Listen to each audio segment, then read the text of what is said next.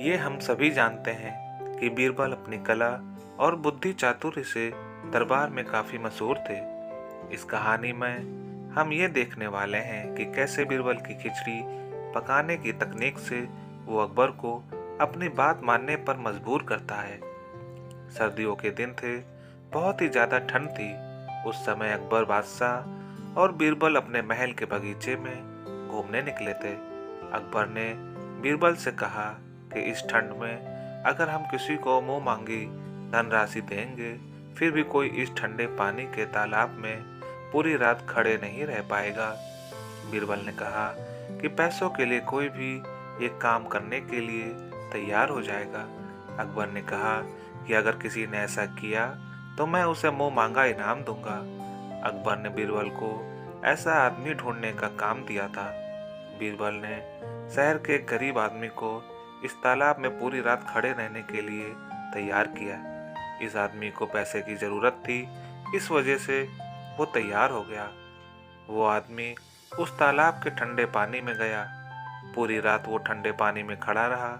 अकबर ने वो आदमी रात में इस तालाब से बाहर ना आ पाए, इसलिए पूरा इंतजाम किया था। दूसरे दिन सुबह बादशाह खुद अपने साथियों के साथ इस तालाब के पास आते हैं। उन्होंने देखा तो वो आदमी अभी भी इस तालाब के ठंडे पानी में खड़ा था। वो आदमी बाहर आया और उसने अकबर बादशाह के पैर छुए। बादशाह ने कहा, तुम इतनी ठंड में भी कैसे इस तालाब के ठंडे पानी में पूरी रात खड़े रह पाए? वो आदमी बोला कि ठंड तो मुझे बहुत लगती थी, पर आपके महल की छत पर जलते हुए दीपक को देखकर मैंने पूरी रात बिताई। ये सुनकर बादशाह बोले कि इसका मतलब ये हुआ कि तुम उस दीपक की गर्मी से मिलने के कारण ही पूरी रात इस तालाब में रह पाए। मैं तुम्हें अब कोई भी इनाम नहीं दूंगा। वो आदमी रोता हुआ बीरबल के पास गया और उसने बीरबल को पूरी बात बताई। उसने बीरबल को निवेदन भी किया कि उसे न्याय दिलाएं। दूसरे दिन बीरबल दरबार में नहीं गए। बादशाह ने बीरबल को बुलाने के लिए अपने सिपाही को भेजा। सिपाही ने आकर बादशाह को बोला कि बीरबल साहब खिचड़ी पका रहे हैं। बीरबल की खिचड़ी पक जाने के बाद ही वे दरबार में आएंगे। काफी देर हो गई, फिर भी बीरबल दरबार में नहीं गए। उस वजह से अकबर खुद अपने सिपाहियों के साथ बीरबल के घर पहुंचे। वहां जाकर अकबर ने देखा कि 3 लंबे बांसों के ऊपर एक हंडिया में चावल डालकर उसे लटकाया गया था। नीचे जमीन पर आग जल रही थी। ये सब देखकर अकबर ने बीरबल को कहा कि ये तुम क्या कर रहे हो?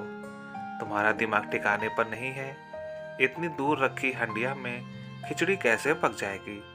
बीरबल ने कहा, जरूर पक जाएगी। अकबर ने कहा, कैसे? बीरबल ने कहा, जैसे महल के ऊपर जल रहे दीपक की गर्मी के कारण वो आदमी पूरी रात तालाब के पानी में खड़ा रहा, वैसे। सोचिए, जैसे वो आदमी को इतनी दूर जल रहे दीपक की गर्मी मिली और वो पूरी रात उस ठंडे पानी के तालाब में रह पाया, तो फिर मेरी ये खिचड़ी क्यों नहीं पकेगी? जहाँ बना जरूर पकेगी।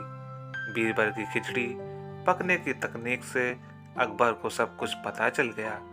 अकबर ने बीरबल को बोला कि उस आदमी को कल सुबह दरबार में भेजना।